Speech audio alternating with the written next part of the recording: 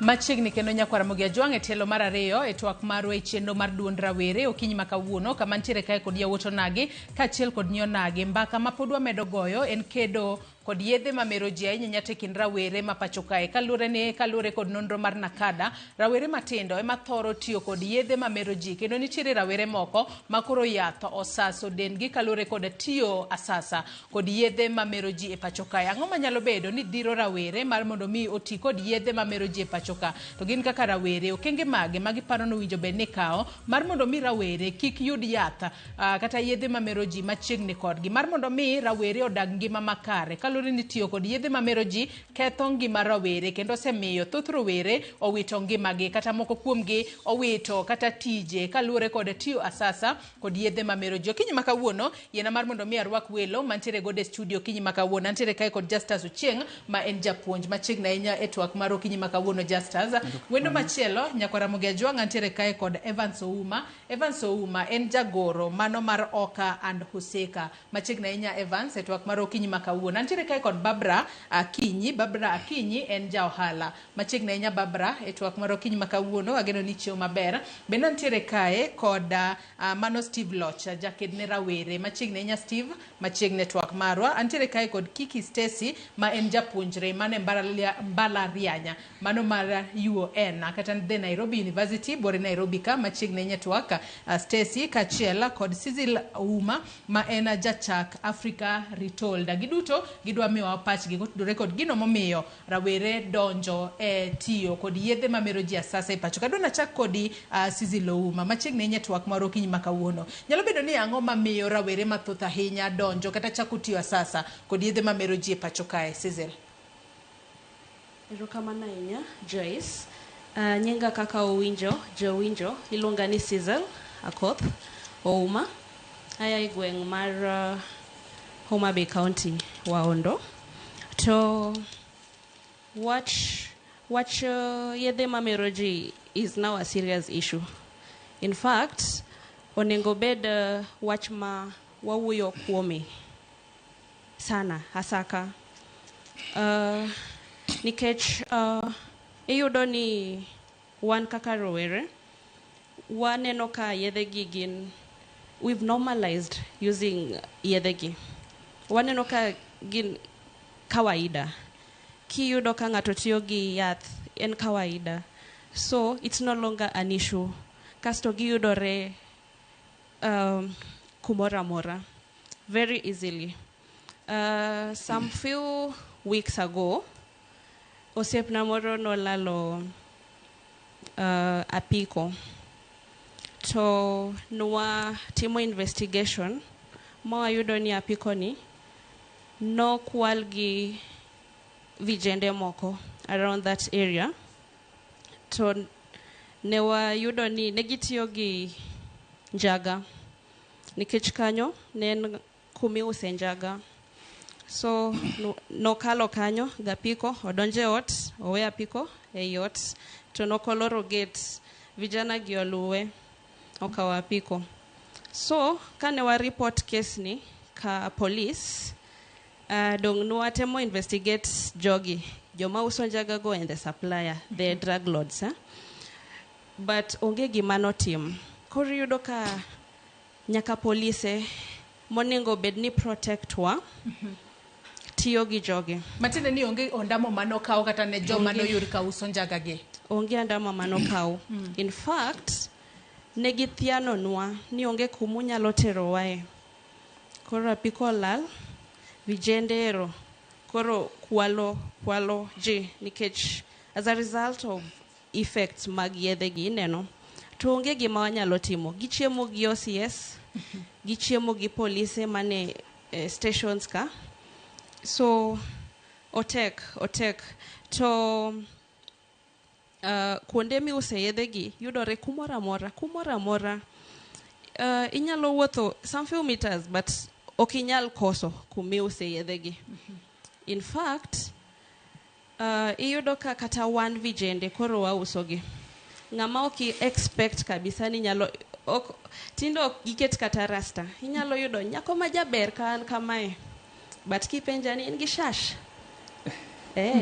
Mano kit yath mamero ji ma rowere ni tiyo godo.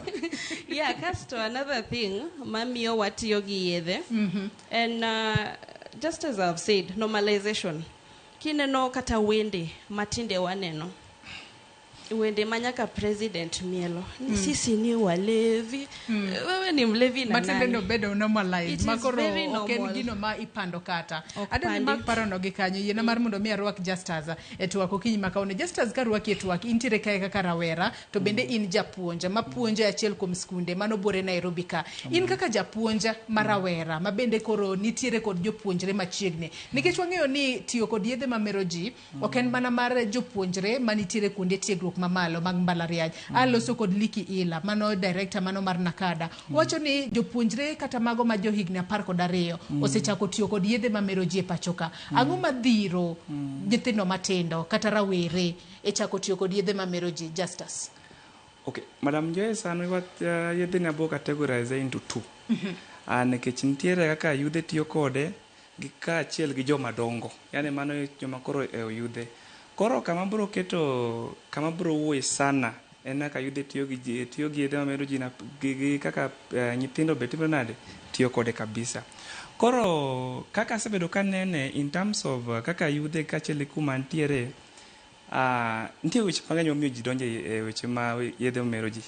To gimomiyo ji tiyo gi yedhe mamero ji to the youth gima duong' en ga peer pressure. An kaka nene. Nikech ibedo ka nyathi ma ja form 3 kata nyathi ma ja form 4 tiyo gi yath mamero ji.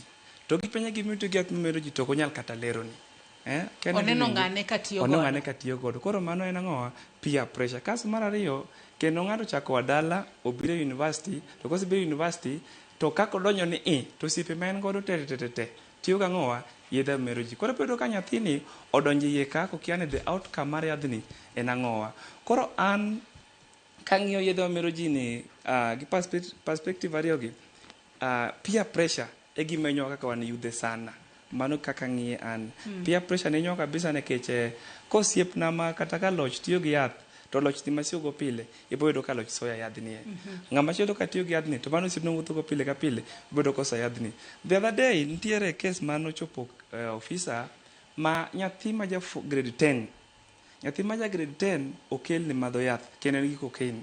Koro nwatemo penjore niya nyathini ang'o madho yadhni. Ka nyathini noluongi to nyathini wacho ni embo kia gi madho yath.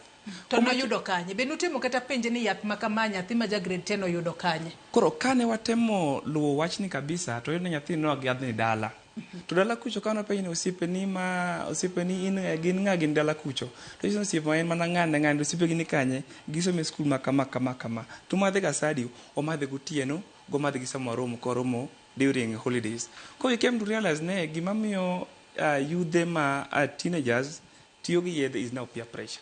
But koro wacho university be kanyo korang na bie bang'e. Kamano. Aya make kar university kanyo wantiere kae kod achiel kuom jopuonjre masome mbalariany mano mar UON bore Nairobi ka. Stacy karwaki e twak in achiel kuom jopuonjre manitiere hike mokwongo mane mbalariany mano mar UON bore Nairobi ka. Tiwinjo kanyo kaka japuonj Justus osewacho ni gino masche moko dhiro rawere mar mondo mi odonje yedhe mamero ji en kotudore kod peer pressure kata gino molong kanyo ni aola mar mbese.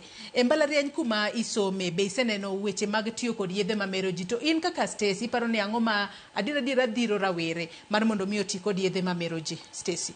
Erokamano Joyce. E mbalariany masome inya yudo yedhe mamero ji yot ahinya. Iyudo kaka inya wuotha to inanena ka ji brush themselves. Ji brush themselves ka gimiegi yath gi pesa gi exchange. Yote yawezi jua. Yes, unaweza inya yudo e skunde nitie ga joma patrol nini but ok inya yudo ok yot fwenyo ng'ato uso ne ng'ato yath. To gimanya anya aparo ni momiyo youth donje tiyo gi yedhe mek mer nikech mental health. Nikech inya yudo moko nitie gin depressed, gin gi anxiety, loneliness, gi unsolved trauma mek past. Koro iyudo ni ng'ato kodaro escape the reality men godogo omanyo yedhe mek mer mond o calm down mond I escape to reality Tok kaka di mana matin Stacy nyalo bedo ni rawere kale ang'o iwacho kanyo ni moko kuom gi nyalo bedo ni gin depressed moko kuom gi nyalo bedo ni gin tiere kod past trauma makoro dwaro mar mondo mi oti kod yedhe gi mondo wiyo wil gi gima seche moko nokale to ng'eni ni seche moko en mana wich wil kuom kinde matin kende yath koserume dendi pod dok mane square zero nyalo bedo ni rawere kale ang'o hie makoro dhiro gi mondo koro gichak mana tiyo kod yedhe gi Stacy. Inya yudo kaka pressure nitie mang'eny kaka an inya yudo kaka jo youth kaka an iyudo kaka nitie kaka exams pressure ng'eny pesa be nyithindo dwa yudo financial struggles make gidwa pesa kasto gi relationship being any university jidongo watu wanajiingiza kwa relationship and all that koro iyudo relationships gi miyoga gi stress mang'eny makoro gi tiyo godo gi yath kendo aneno kiloso to Evans nyere dakika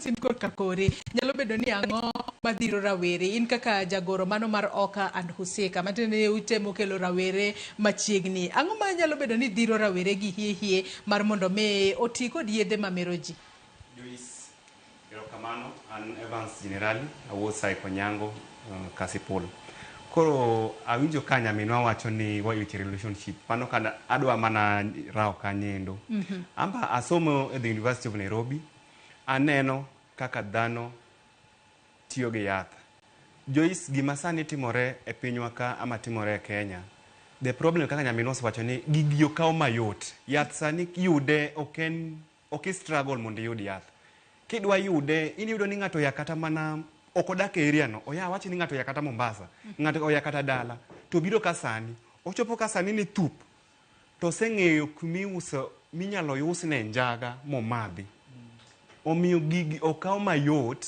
sani government like onge rule moro maketo ni ati koyudi gi gini en makosa iyudo no yudi kode polisi oyudi kode polis kwai matin embende omadhe kodhi koro en shida ni gini wach yathni en gimokete makoro dhano neno ni en normal en aena gimoro ma normal kia en normal youth bende wan gi nitie youth maber depressed to an kaka Evans okanyal advocate for ni ng'ato ka depressed titi gi yath to ka ng'adi matin Evans ang'o makelo depression e kind rawere makoro miyo rawera ni koro entiere kod paro mathoth ahinya makoro dhira mar mondo miyo ti kod yedhe kata bedo ni wacho ni kata bedo ni ng'ato ni depressed to kowinjo bed ni koro o turn to drugs kata ochako tiyo kod yedhe okay nitie gik mang'eny makelo depression e rowere iyudo ni ng'ato ni Nairobi ka notiyo kamoro to gole tich oneno ka oonge mbele kendo onge chien the only thing moneno ni mondo ochak tiyo gi yath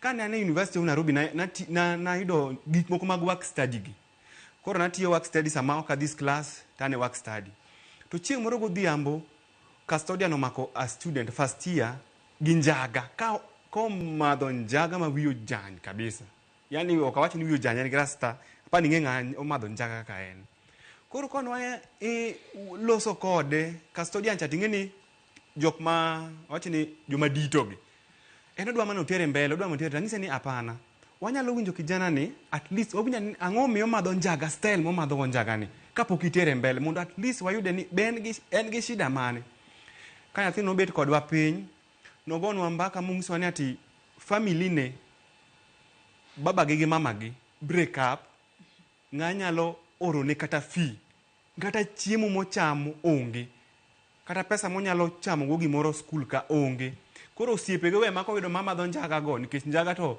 osiepego ni kende giyudo pesa mar madho njaga kanye to mag chiemo do giyudi koro koyudo mar njaga ni at least kete otulia osahau gik ma oko gik matimore dala gik matimore koro kose madho njaga to otulia tu koro yudo ni gigi waketo gi makoro ng'ato kido kae uso njaga ng'ato uso kong'o gin gik ma polis oseng'eyo polis tinde ni nyaka payroll mag kidhi e gweng' ang'eni mato bang' mato nyalo nyadhi chwanya gi mang'eny but kidhi e gweng' ido ni ng'ato uso nyasore ng'ato uso ndawa ng'ato njaga cha nyasore ng'ato uso njaga ng'ato uso moro ni ma director wacho kama ya Uganda cha ng'ato use ng'ani onge license polise wan go e gweng', chiefs wan go e gweng', headsmen iluongo nang'o jodongo gweng' wan go e gweng'.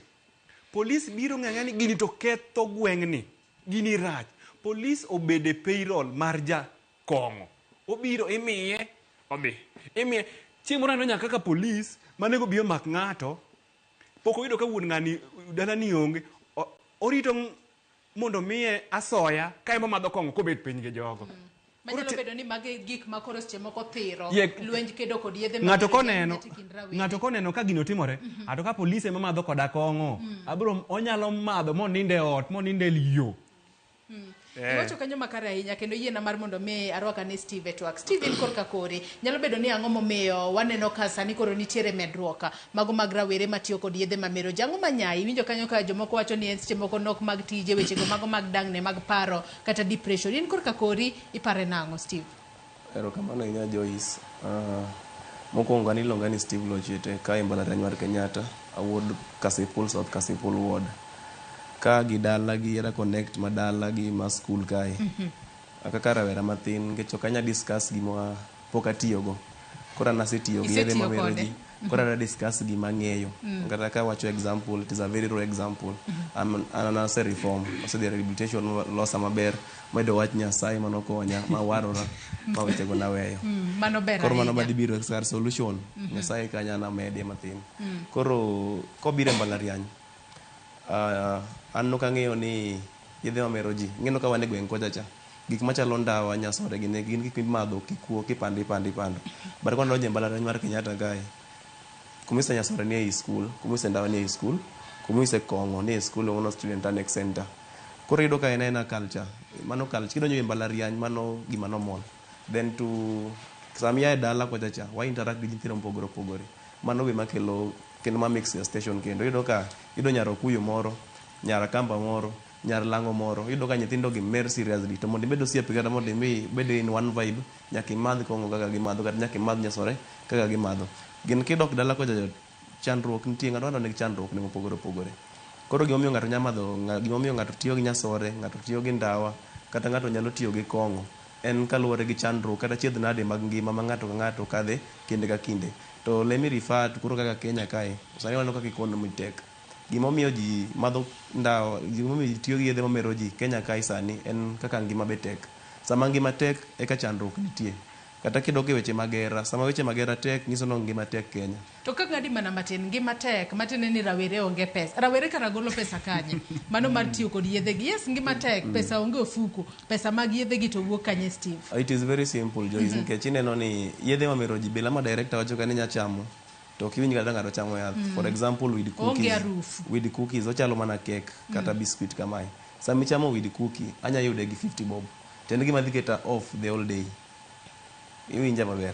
Sasa go onego idhi tim kata achiel ariyo, ka sama ngima tek kan kaka rawero, kanya tero dem na out, ok anyal dhi timo 1 2 3 kaka rawera mathin. Ngiso no kan gi 50 bob kende, I can save my whole day by just taking that with cookie, tachame tabedo off the whole day. Pacha duogo otieno kocha cha. Koro ineno kanyo.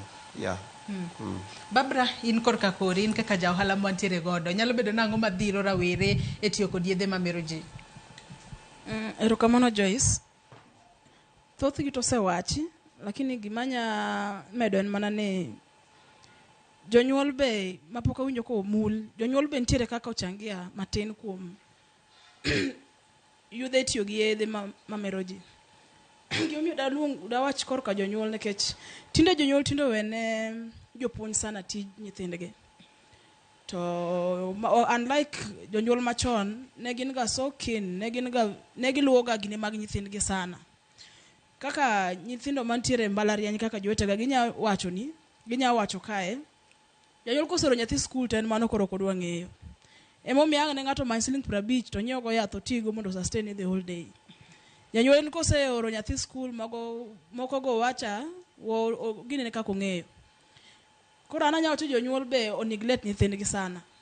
Mamiyo gi end up ni gimanyo kaka koro ginya konyore gino wuon. Ka chaka medo kendo koso tich, idleness. Chon jonyuol ne keto nyithindo busy, maka indala to kokia e pur to ine dhok to kia ya e dhok to yani otieno kende mami inya yueyo.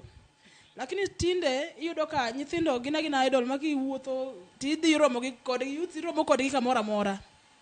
Upbringing mar nyithindo be upbringing mar jonyuol oginego nyithindo be ochangia sana mar miyo nyithindo medo tiyo gi yedhe sana. Alafu koso tich Kenya sani onge tich. Yudhe somo to ka gisetieko somo to gina oko ka. Emido kata kamoko end up gi drop out. Koso tich miyo nyithindo ka nyathi janyuol kose strain mo opunyo nyathi mochopo nte kama ochope koro were kode. Ana setimo partner kaka janyuol sani ing'angongo. Sirikal bok dwa ng'eyo no sechulo ni help ne gisetimo koro timri nade. To kako ng'eyo oko ka endi sani tich ok di yuda ko king'eri to kionge pesa ok di tich oyuma kamano.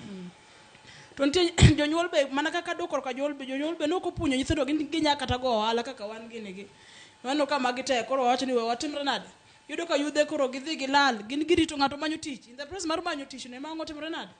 Wana pno madho kongo timre nade mondo mi timre nade. Manyi kako onyalo survive. Ai iwacho kanyo makare ahinya te chenro mar mbako romo bende wayudo thuolo mano mar winjane jogo manitiere gwenge mopogore opogore mar mondo mi gin bende wawinjane pachgi kotudore kod thuon wach mwatwak e studio kadono dhi achiel kachiel nyaka e county mano ma Machakos mar mondo mi wawinjane kaka jafombo marwa ma Machakos no loso kod moko kuom rowere manitiere Machakos kono mar mondo mi wawinjane ni to gin tie kod paro mane kotudore kod gino momiyo rawere tiyo kod yedhe mamero ji e pacho kawe wawinjane monde. Naam, asante sana kutoka studio za Ramogi. Hii leo tuko hapa katika eneo la Machakos ambapo tupata fursa kuungana na vijana wa chuo kikuu cha Machakos watueleze ni yapi wanaona katika mada ya leo ya madawa ya kulevya katika vyuo vikuu. Wacha tusikie wana yapi. Karibu naanze na jina. Kwa majina naitwa Suli Otieno and yedhe mamero ji osebedo ka kelo shida kendo en setback maduong' ahinya ne rawere mantie mbalariany. I being one of the students in Machakos University, anyalo wacho ni the main thing makelo gini en depression, then peer pressure bende. Sami neno ka jowete ni tiyo gi yedhe gi to ino kitigo to in bende kore gombo tiyo kodgi.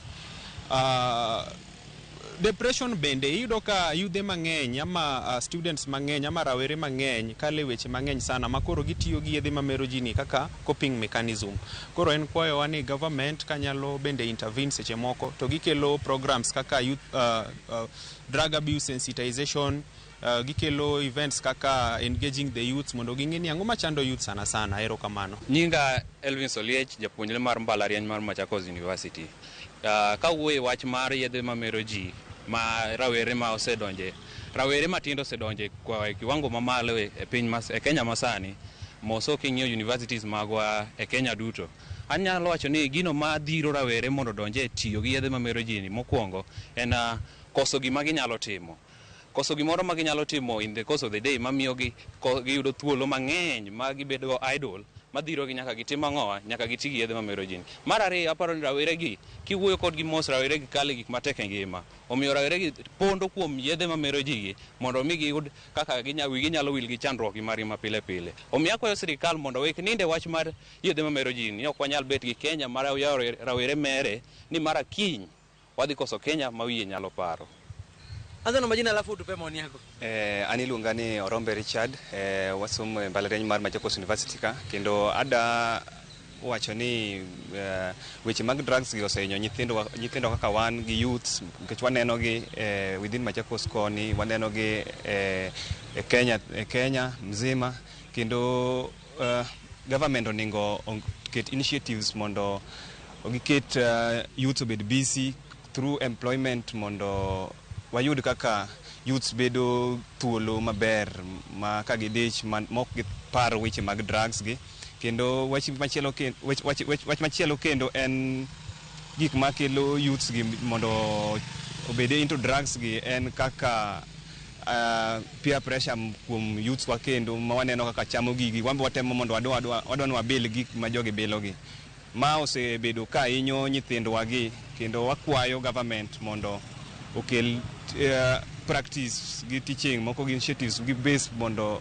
kama youth nitiere mondo konywa gik moko bed maber kech youth ema generation ma wantiere ni sani en wane high kendo wane future of Kenya. Ero kamano. Kwa dakika moja, hebu tuambie maoni yako kuhusu mada ya leo. Asante sana. Kuhusu mambo ya madawa katika shule zetu za upili na vile vile vyuo vikuu, ni kwamba wanafunzi wengine hupatiwa pesa nyingi na wazazi wao na wengine hawana. Hiyo inaleta unyanyapaa na vile vile mrundiko wa masomo ambayo yapo pale, inafanya wanafunzi hawa wafikirie kutumia madawa haya ya kulevya. Ningeomba tu serikali ichungulie, ione kwamba generation hii ama umma huu wa vijana hautakusha bure. Asante. Na hizo ni hisia tofauti kutoka eneo la Machakos, ambapo wengi wao wasema vijana wanaingia kwa madawa ya kulevya juu ya kukuwa na urafiki na wengine wao kuwa na pesa mingi kuliko wale wengine. Kutoka kaunti ya Machakos nikiripotia Ramogi TV, mimi ni Enoch Musui. Gombo mar fwenyo kata gombo mar bedo kod ng'eyo ni yedhe gi test nade, kata sama itiyo kod gi to dendi chalo nade, iwinjo nade pachi. Ma en achiel kuom gigo ma oseyudore ni miyo thoth rowere tema mondo miyo ti kod yedhe mamero ji mondo gibed kod winjo. Ng'ato dwa ni mondo experience ni to gini samoro kaneno ka ng'ani tiyo kode to ng'ane is high, ng'ane ka tiyo kode ng'ani kore bod nyalo gombo mondo miyo tem, nikech thoth rowere believe ni magi maka gitiyo godo to golo negi stress. Mbui bende anyalo wacho ni en achiel kuom contributing factors e weche mag jimbo tiyo kod yedhe mamero ji. Ibro nwang'o ka nitiere programs moko ma ilando kong'o biro e kore kanyo, adverts moko nitiere mag kong'o kuondego, or nitiere kata mana jothumbe gi tinde giero golo thumbe mantiere gi a certain lifestyle moro midbro nwang'o ka miel nie iye kanyo to gi kong'o, kama iwinje maber, chiemo maber, kong'o ber iye kanyo to gi miel ber, gi rwakruok. Koro ibro nwang'o kama endi thoth rowere temo mondo mi gi cop lifestyle magineno ka samoro jothumbe ka ogolo godo kit video no. Kech thoth ne bro neno onge ng'ama madho kong'o tineno ka ywak e video no, ji madhe to ji mor. Koro magi gin moko kuom gik ma jimbo maendi rawera dwa no tem mondo ebe kadang' owinje ne komor kaka joka mor.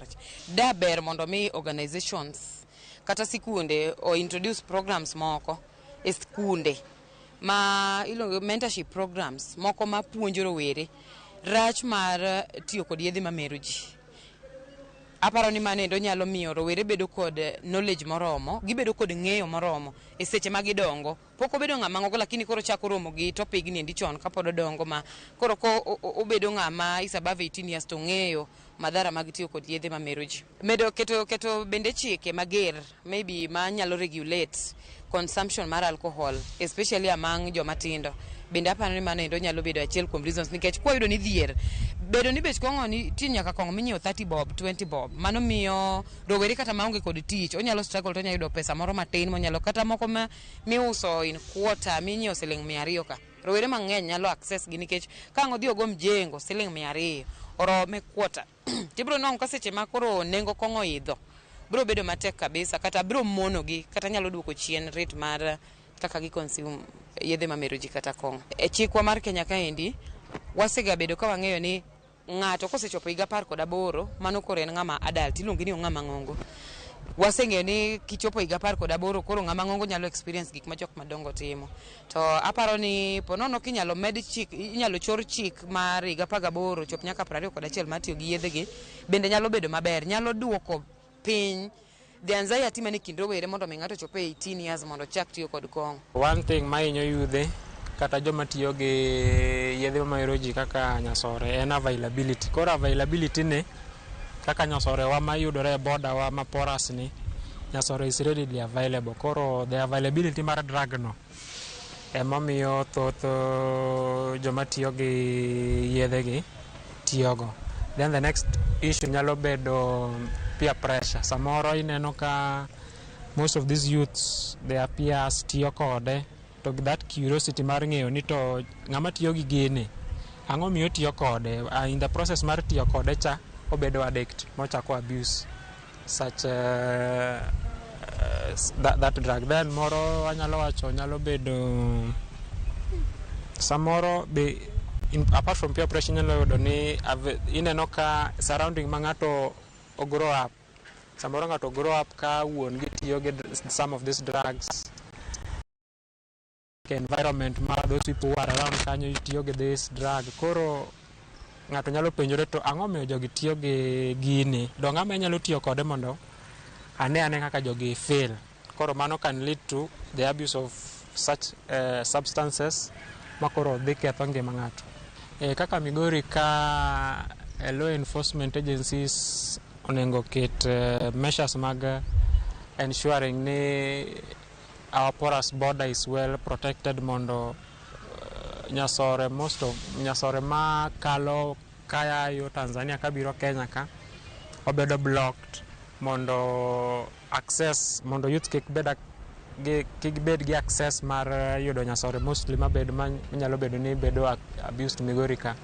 Then good upbringing mag youths as they come up, instill the correct values in the youths. Koro ng'ato dongo kong'eyo gima rach gi gima ber, koro ok inyal yude instances mag abusing some of these substances. Mago rowere mawuok e kaunti mano ma Machakos kaachiel kod mano ma Migori ma oloso kotudore kod gino manyalo miyo kata nyalo chwalo rowere mar mondo mi oti kod yedhe mamero. Winjo paro mopogore opogore mawuok kanya. Dana chak kod Justus. Winjo kanyo ka moko kuom gi wacho ni en idleness kata koso bedo kod gino ma ng'ato timo makoro nyalo miyo rawere donjo e tiyo kod yedhe mamero ji. To bende ang'isi ni mak paro mano ma kaka korido wacho ni rawere masome mbalariany ang'o ma chwalo gi e tiyo kod yedhe mamero. Nyalo bedo ni en idleness no, koso gino ma ng'ato nyalo timo. To idleness ma kamano ere kaka inyalo tieke e kind rawere mondo githegre gi yedhe mamero ji. Justus. Mana kana koni Joyce ne managing yedhe mamero ji ana kete kiwango mar ji ariyo. Koro natiyo gi kiwango mar nyithindo mar jo high school, koro biene koro jo mbalariany ka.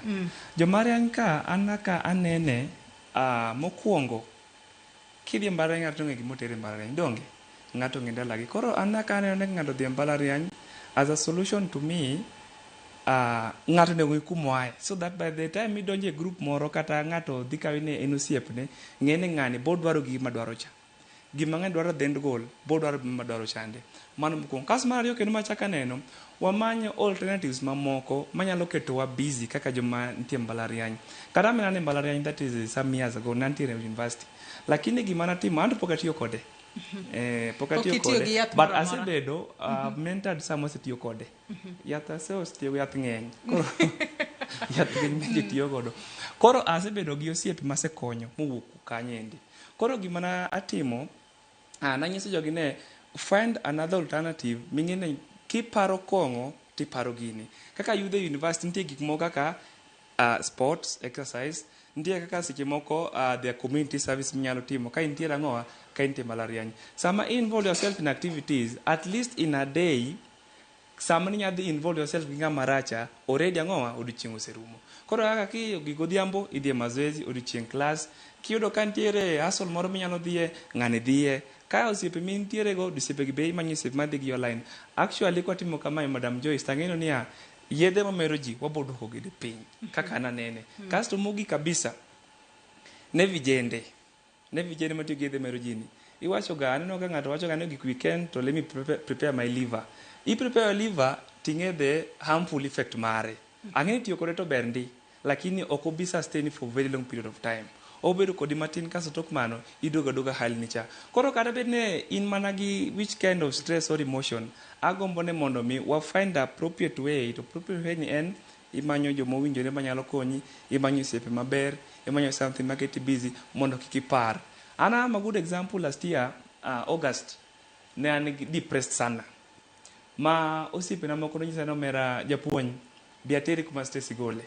Lakini back of the mind nang'eni idhi tera kae lakini end game okadhi dodo mondo to kamiti no en kar tiyo kod yedhe mamero. En kama tiyo gi in fact jogi ne nyisa no mera in bi wakawi ka gi gari kumin gimi dhi timo onge tiji matiji in metho tiduogo. Kona penjira ni ka donje e life man metho giduogo ni. Metho giduogo an ng'iewo na iwinjo metho giduogo. To tok mae gima dwaro achievcha bachope to stress machana ni bagole. Koro mai kana ng'iyo mosacho ni namanyo ji mondo kik abed kenda. Mano mokwongo. Kaso mar ariyo namanyo activities matimo nade maketa busy. Now I'm a victim momiyo kawacho gigo kamata again it can work to somebody who is addicted. Kamano. Iwacho kanyo makare ahinya kendo Cecily yena mar mondo mi aduoke twaka e kinde makoro ne iwinjo kaka rawere ne wuoye counties mopogore opogore ma bende jofombo magwa no wuoye kod rowere. Iwinjo ka rowere moko wacho ni wechego mago magaola mag mbese ema seche moko miyo ng'ato mar mondo mi ochak tiyo kod yedhe mamero ji kata seche moko ng'ato dwa tema mar mondo mi owinj anene to yathni katiyo godo oboketo denda otiyo yo machalo nade. Jomoko bende oseyo seche moko thumbe masani igolo mineno ka ji madho kong'o kanyo to ji omor amora. Iwinjo ka rawera e kaunti ma Migori kanyo wacho ni onno ka ji omor onge ng'ama ywak e thum makama. Ere kaka weche makama ginyalo ked godo mondo gini kik lomb rawere kik bedane gi tamani yawa ambe neno katiyo tabu winjo maber kaka joma naneno kocha. Cecil. Aparo ni it's high time mondo koro wabed good examples ne rawere nikech it's not only the peers. Tinde yudo nyaka daktari, a whole doctor tiyo gi yedhe gi. Koro an kaka rawera an e mbalariany an gi ng'ama aneno ka en ng'ama ose establish himself or herself en daktari osomo gigene maber en gi kare maber to tiyo gi njaga. Ang'o ma an abro paro kaka rawera dong gini normal. So let us be good examples to jogi ka police monego mak joma tiyo gi yedhe gi ema tang'onwa kaka kendo thianonwa ni onge gima wanyalo timo kati ter kesni eir OCS onge gima ibro tim nikech gichiemo kodgi. Koro mago are some of the things monego watim. Kasto wende mana wacho ka oningo wadwa way gi wende go kata wa come up with strict regulations. Maka in jawer, let us have some censorship. Videos mawagolo mondo kik rower ni neni gigi normal. Ineno ka rawera maya Busia owacho ni videos gigi ineno ka ji omor onge kuma ji yuake Migori ya ji mor ji chamo ringo ji tima ngoto. We want to belong as young people. Wadwa ni wambe wa have that feeling. I remember kata ambe there's a time I was almost getting into that and nadua feel ni jagani nikech I used to see anas kitiyo kodeti di winjo nade nikech yes I had a mentor or someone I looked up to no tiyo gi njaga to en ng'ama is established, you see, well established people tiyo gi gigi. Koro I wanted to know ni tangoma jogi feel to stories mingi so waga niki madho njaga ti neno ka luang ni koro bedo aeroplane kata ndege bedo ndege. Is it true? So curiosity no mio atemo but I think bedonian nyako mo bedo brought up in church helped me. Koro jokanis ni be koro oningo bioko nywa kai kaka ne gikonyo wadwa ni nikech tinde nyaka kanisa iyudo ka gigi are normal nikech kidhi Anglican iyudo ka sacrament en kongo en real kongo. Kidhi Catholic iyudo ka sacrament en kongo maril. Koro ibro ngiso nyawadu ni ka koro church emimi a sacrament mar kongo ok raibena. Okay, Pentecostals tiyo gi raibena gi juice kanyo tapinge madam Joyce. mano kanisa gi kanyo na pinge. My home church dala ACK itiyo gi kongo oko ka chwaka jopinyo ngene church gi no. So we have to know that there are churches matiyo gi these liquors. Not all churches though. Yeah. But what example are you giving to these people? Iyodoka a club iromo gi pastor ni a club. These are things that happen. Magi conversations morning go wa discuss. I feel like nitie moral decay sani. I feel ni wa lose our values. We will give values wa kaka jo Africa. Kendo koro wakopo ineno movies mawa watchga movies moko ineno ka priest the club. So we have incorporated those cultures mowinjo be ni kedo godo gi sani. Exactly. Kendo koro waneno ka gin normal koro waked gi cultures gi waket kongo bed let us change the mentality of young people mondo ginge ni gini ok ber. Yes. Evans, in korka kodi, winjo kanyo kaka seyo moko ma Sizilo wacho, kata kamano, wanyalo wacho ni mano en mana pach Sizila, ma ntiere go studio go kinyimba kawuono. Gin jodolo duto, bedo gin kanise duto, mache moko tiyo koda kong'o, mar mondo mi ji kaka sakrament, kata gino michame kanisa pile ka pile. Evans, in korka kodi, winjo kanyo ka joneno wa moko, kata jopiny moko, wacho ni winjo be ni biro kod programs moko, mago maga puonjo rawere, mar mondo mi ong'e rach mano mar tiyo kod yedhe ma kamage. Ahinya to rawere obed mago ma podi nitiere kata skunde matindo gi. Bende paro ni winjo ginyalo bedo incorporated kata inyalo chak puonj makamago karang'o mar mondo mi lweny ni mano mar kedo gi yedhe mamero ji kik obeda ne lweny ma kinde ka kinde ma ok nyago lemo obeda ne lweny ma kinde mabiro mbele to wanyalo neno ka yes eronwa kedo kod yedhe mamero ji sani koro dok piny ahinya nyate kind rawere kaachiel kod nyithinde pacho ka Evans. Okay, Joyce, mano penj maber ahinya. To ok wanyal rito ma rawera donje mbalariany ama rawera wuok e mbalariany eka wachako biro gi programs mar educate rawere e wach mar drugs ni. Apa ni wach mar drugs ni nego wachake immediately ma in janyuol gi nyathine dala. Wachak gin kaka janyuol, wuo gi nyathini, miye examples ming'eyo, moneno kaka gima drugs osetimo. Kodhi e high school, jopuonjewa gichak programs go kuonde go. Programs no nego chakre ka nyathi pod tin. Joyce advising ng'ama osedonje yath tek ma kata kiwuoyo kode ine wasigu koro ine wasike osedonje yath wuoyo gi ng'at ma kaka chako yot wuoyo gi ng'ama osemako ma tielo awacho ni yien oseti ma yien ose taproot osedhi piny gino tek seriously ma kiwuoyo kode oneni ni onyalungi kata gi nying moko ma ok nego miyi.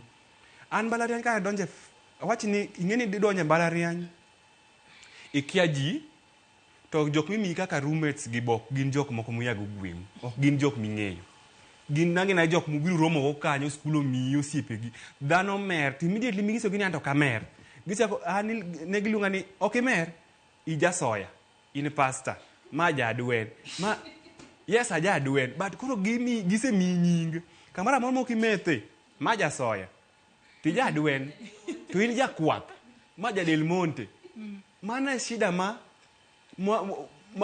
wakadhe koro advising ng'at ma mako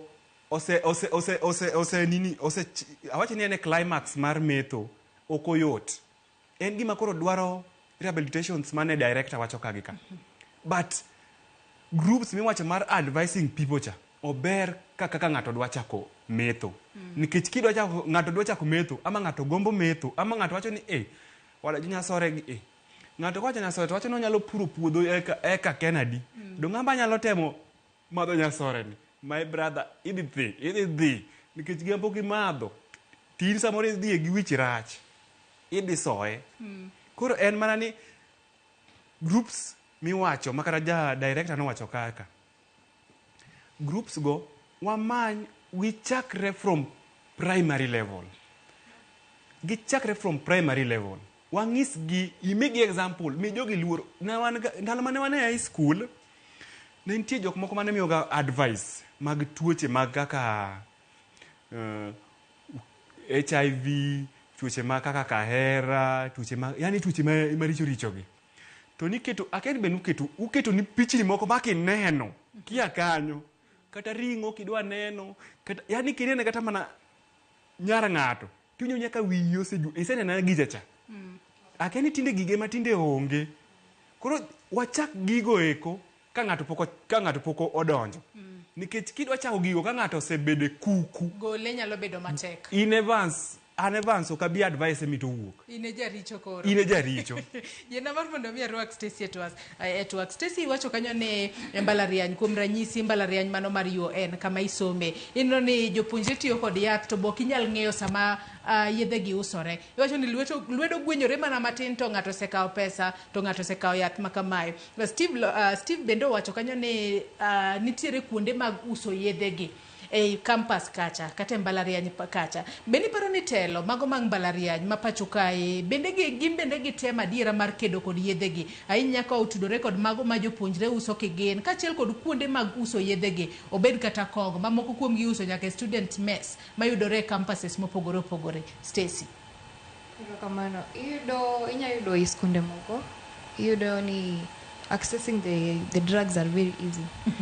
Kasto be kaka jogi miero gi yath yot ineno e school kaka skundwa iyudo nitie ga places moko maonge light, darkness.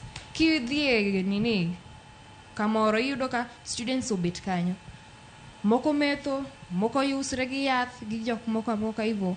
Sasa ni ngumu kujua venye watu tumia hizi drugs, and the only thing I can say is that hanya wacho mental health where I specify mental health kanyo hanya wacho ni joma suffer gi depression gi anxiety gi unsolved trauma mago kineno ni tech inya share gi osiepe gi. The more you talk about a solution, a situation inakuwa solved kirahisi, even though that person hata kuambia hata kupea the exact solution, but uoyo ne konyi inya yudo ni okin kendi misafe gino yudo ni ngani be karawan gimoro achiel nyakonyi ibedo gi osiepe gi ikonyri wuoyo gi mentorship programs ma ji wacho gi. Iparo ni wuoyo no ema nyalo konyo rawere mar mondo mi kik donje gini. To rawere moko bende wacho ni kalore kod pek mar ngima manitiere skul kacha nyalo bedo ni moko timo courses mapek magi nyalo ngiso gi ang'o. Stacy kalore ni mago bende ma ng'ato nyalo wacho ni an koro kit somo ni otama we atia negi gimoro mondi eka duogi. Wangi ni mago bende gin gigo matimore e mbalariany kocha. Jopuonjre ma kamago inyalo kony gi yo machalo nang'o. Anya wacho gini ya kitimo course mapek nitiere kendi ning'eyo ni nitie gimimanyo, you are chasing something in that dream of yours, the course unafanya. Ka iyudo ni stress ng'eny gik moko pek dhi tim gimoro ma healthy, dhi ringi wuok ka ichak ringo ng'ato opar ni wi rach but ikonyri in a healthy way. Ineno dhi ki inya dhi e gym, dhi tim exercise moko bebe weights hizo gik machal kamano. Gi akiwuoyo konyo ji okanya riambo wuoyo gi ng'ato konyo ji. Iwacho kanyo makare nya nikech kinde mathoth iwacho kod dongere ni a problem shared is a problem half solved. Nyalo bedo ni nitiere kod shida moro matin to king'isi nyawadu moro onyalo sumo ni para achiel ariyo adek moko tiwuok e midhiero ma intiere godo no. Kata kamano Nyakwar Mogi Jwang kapok wadhi mbele kod twak marwa yiena mar mondo mi wakaw yueyo madindo gi sani mar mondo mi wawinja ne thuond weche manyien mag odiochieng' ma kawuono. Kik idhi mabor.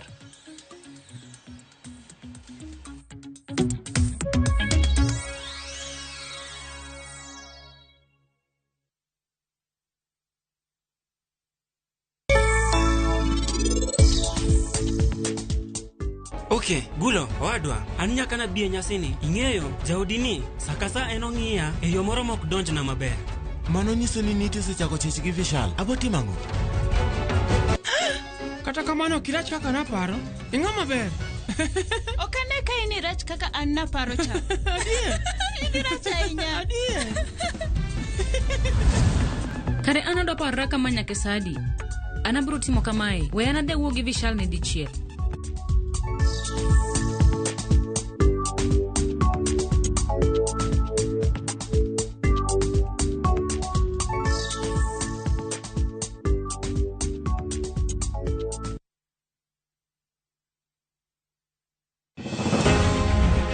E kar chakruok, wach ne nitie, wach loso mbaka, to mbaka igero godo piny. Mokwongo dongruok maduong' en ni pesa nyok dhi e counties. Wach bende nyaka kol, manon iye matut. Nitie josiasa masegweny kago on principle. Wuok tich juma ka juma wakelo ni chenro ka wuok oko mar manyo penjo mopogore opogore gidwaro mano mar yudo duoko makonyo oganda mana ka wantiere kar kae chenro ni mar mbaka oromo. Ng'iyo ni jok manoko gi gidhi nadi mae siro mawachung'e kaka diaspora affairs. Wuok tich saa 4 nyaka saa 7 mar odiochieng' ka watimo chenro ni mar mbaka oromo. Omiyo wuoth koda. Ma en chal mar Kenya.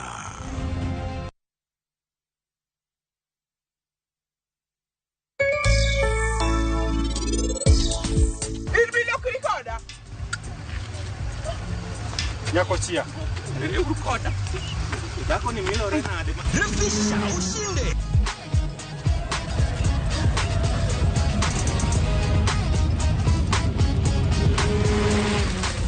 50k ya Vasha ama MMF haingoji. Open and save in your KCB Gold Savings Account for a chance to win many prizes. KCB, for people, for better.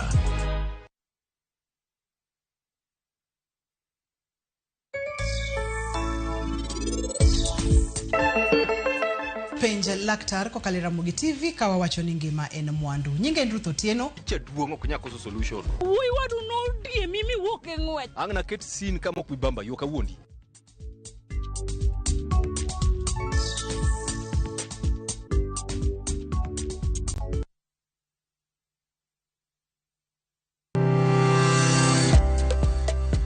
Piny chalo chiro. Igo enengo. Ingiewe to bende iloso e mwandu. Tich ang'wen ka tich ang'wen juma ka juma, are saa 4 mar okinyi nyaka saa 7 mar odiechieng'. Arwaki e paw ohala. Itime nade? Yot mage mantiere, to maling'ling mage mantiere. Kidwa chako ohala, ichako king'eyo gimomiyo ichake, gi gimomiyo idwani time. Magi gin penjo nyakwaro Mgajuang' madwaro duoko. To ka ema wabiro duoko gie. Siwinde mar ohala kod an Lydia Okeyo. Kikbai.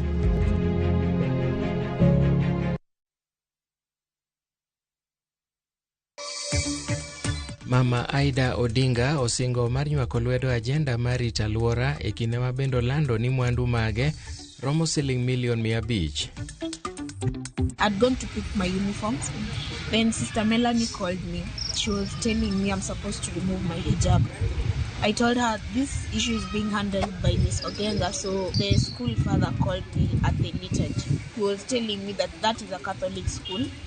We are not allowed to wear hijab. Japuonjre sikun nyiri ma St. Mary's Lwak ywago ratiche mar lamo tok wacho ni sikunno oserocho ratiche kinde ka kinde.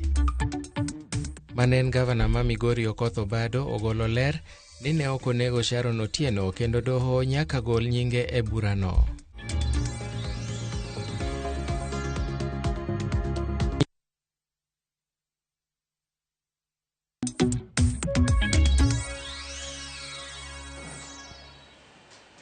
Machiegni kendo nyakwara Ramogi Ajwang' e tielo mogik e twak maro e chieno mar mbako romo odiochieng' ma kawuono. Wadong' mana gi dakika matin kende to atieko twak maro. Kata kamano adwa ni wadhi ane mondi achiel kachiel e kaunti ma Kisumu watudore kod jafwambo marwa makono. Mar mondo mi wawinj ane pach jo Kisumu kotudore kod kedo kod yedhe mamero ji. Wawinj ane mondi.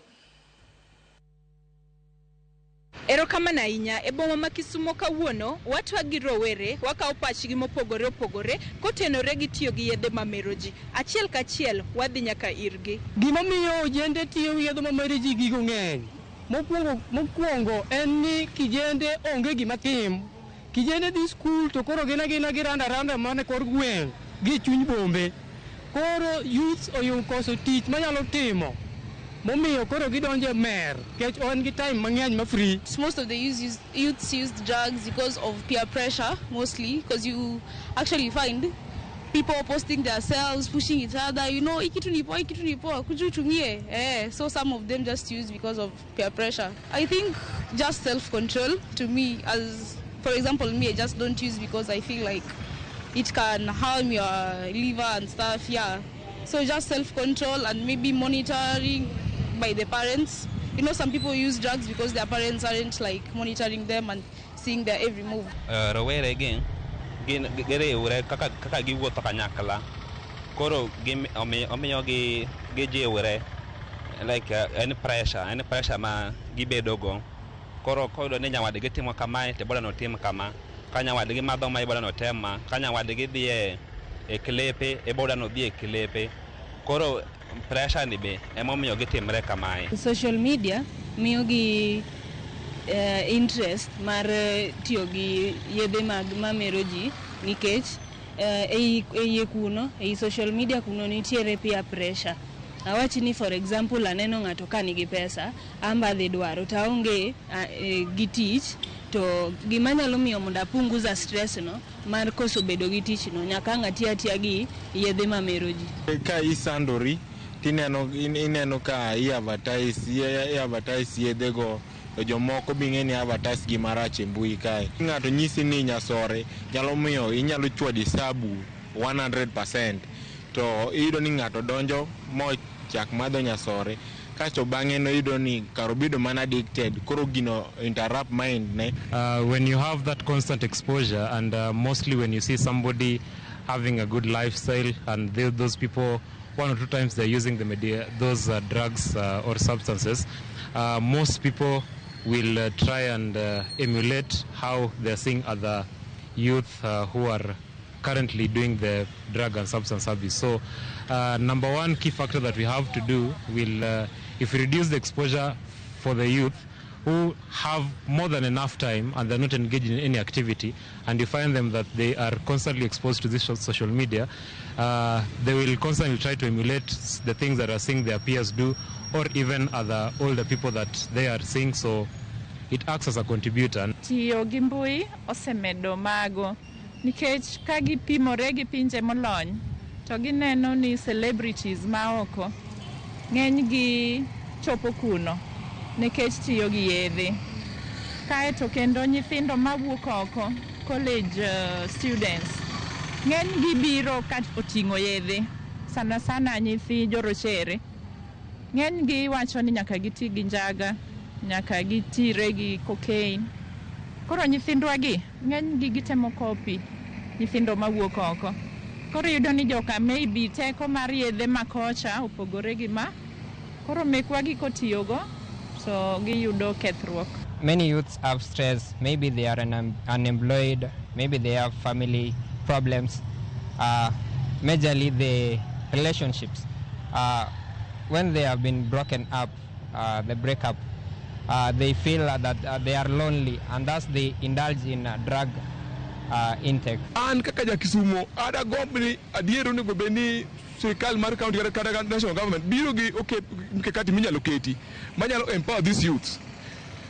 Yudo ka ng'eny ne youths bedo imiyo pesa, to kata kimiyo ng'ato pesa mokipuonjo ng'ani onego bed gino ok nyal konyo ng'ato. Koro wakwayo ni county government kata national government onego konye yende gi mikakati minyalo losi moro nyalo konyo gi mondo giwuogie unemployment machando wani mai dagon machando mai gima inyowa makwanyalo yudo kwanyalo wuokie to mer gi nyalo bedo maongie ne ojende. Mana kamano e kaka moko kuom rowere e boma ma Kisumo golo pachgi kotenore gi twak ma kawuono. Koa e boma ma Kisumo, an Caroline Atieno. Kamana ahinya, gi nyinga iluonga ni Tony Oyaya, kendo an achiel kuom jotelo mochung' ne jopuonjre ma Technical University of Mombasa. Anyalo wacho ni ahinya tiyo gi yedhe mamero ji kaka heroin kod bangi mosebedo mathoth ahinya nyuolore kaluwore koso tich ma wan kaka vijende. Iyudo ka ng'ato osewuok e klas to onge gino monyalo timo, to obro biro kendo chune ni mondo ti gi yedhe mamero ji gi. Achiel kendo kanyalo wacho kanyalo mede mano to en peer influence, aola mag vijende. Iyudo ka ng'ato oyudo wadgi katiyo kod yath mamero ji kendo o meditate, to bro chune ni embe kendo otemane mondo mi otiyo ga winyane ni gichacha chalo nade. To kitemo dichiel tipo ka kendo koro gini en gimoro ma idwaro ni ti kode seche duto, to yudo ka in thuolo. Koro freedom no anyalo wacho ni emomiyo yedhe mamero ji. Kasto kanyalo medo mano kaketo mano tenge, yudruok e yo mayot mag yedhe gi osemiyo vijende tiyo kodgi e yo mok ber kabisa. To jotendwa mag josiasa gi be wanyalo wacho ni gimbe gi medo teko e gine kabisa nikech gidwa gole oko kabisa. Gin be yudo ni magi biashara ma gimbe gitimo, uso ne yudhewa gigieki sana sana nyithindo ma wan godo e sikul. Mokwongo iluonga ni Kevin Achiando, as ajapuonjre ka e mbalariany mar Mombasa kae. Gima wanyalo timo kata sirikal nyalo timo mondo regulate the increase mar drug substance. Sani waneno ka technology oserise kendo social media create a lot of influence. Wayudo ka so many people bedo idle and also tije ne jo youth team. Koro sirikal onego at least ka ginyalo regulate the content ma itiyo godo e yore mar mbui kaka TikTok, Instagram, mondo nikech magi ka influence wa kasto wabedo triggered mondo wati gi yedhego. Chike sirikal oketo, kendo sirikal oketo chike matek, but en lit kod kuyo ka the same government maketo chikego owinjo ka some of the government officials ema timo drug trafficking kendo gin ema gikelo yedhe mamero ji iwinj. Koro onge kaka samoro sirikal keto chik kasto idwa ni walu chik to gin ema gichagi kelonwa gine mondo gimed godo. Ni Edwin Manoti, nafanya kazi as a cadet, liquor license cadet officer, County Government of Nyamira.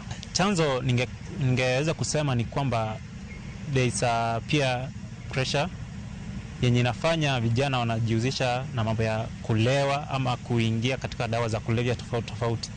Unapata vijana wameingia katika maybe wako katika shule ambapo unapata vijana wengine au a group that entice them into drugs. Kwa majina ni Edwin Ongeri, afisa anayeshughulika na mambo ya utoaji wa leseni kwa wale ambao ni wauzaji wa vileo. Jambo la kwanza ambalo ninaona ni kwamba ni shida ni mitandao ya kijamii. Unapotazama mitandao ya kijamii, kuna ile ambayo tunasema ni TikTok, kuna Facebook na mitandao ya kijamii mingine. Unapoangalia ama unapofuatilia zile video ambazo zinawekwa huko, hizo video ziko na hizo picha, unapata kwamba ziko na wale watu ambao wanatumia pombe na wanakunywa pombe, na hao watu unapata kwamba ni wanamuziki ama wale watu ambao ni mashuhuri kwenye jamii, na unapata vijana wanawatazama sana kwamba wanataka waje kuwa kama wao. Kwa hivyo washughulike na wafanye kile ambacho wanafaa kufanya ili tupunguze utumiaji wa pombe na madawa ya kulevya miongoni mwa vijana, na hasa social media ama mitandao ya kijamii iweze kukua regulated kabisa ili tuweze kushughulika na hili janga ambalo linaweza kuharibu the future of our country. My name is Jared Onyancha. I am the administrator, liquor licensing and control, Nyamira County. I'm also in COP. I work closely with NACADA, this region. Like today or this week, we've been going around educating our youth about the dangers of drug and substance abuse.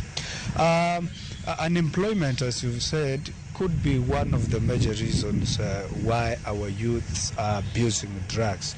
As the saying goes, an idle mind is the devil's workshop. These youths, most of them, of course, you understand, we have a challenge of unemployment in our country. You find that these youths are very idle, and most of the time they can easily be manipulated, or they can easily be engaged in these practices of abuse.